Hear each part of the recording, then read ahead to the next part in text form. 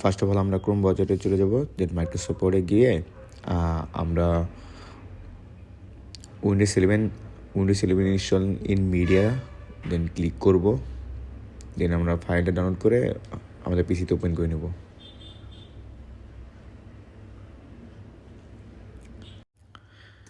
দেন আমরা অ্যাকসেপ্ট করে নেব।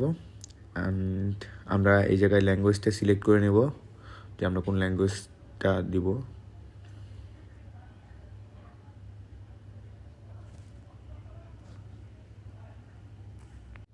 ইউএসবি ফ্ল্যাশ ড্রাইভটা সেট করে দেবো।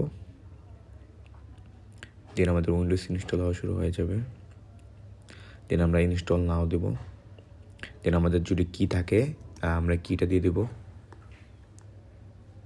দেন আমরা উইন্ডোজ 11 প্রো সিলেক্ট করব। দেন নেক্সট আমরা কার্ডে সিলেক্ট করে নেব। দেন আমরা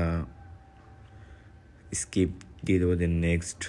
দেন আমাদের যদি মাইক্রোসফট সাইন ইন করা থাকে দেন আমরা সাইন ইন করে নেব।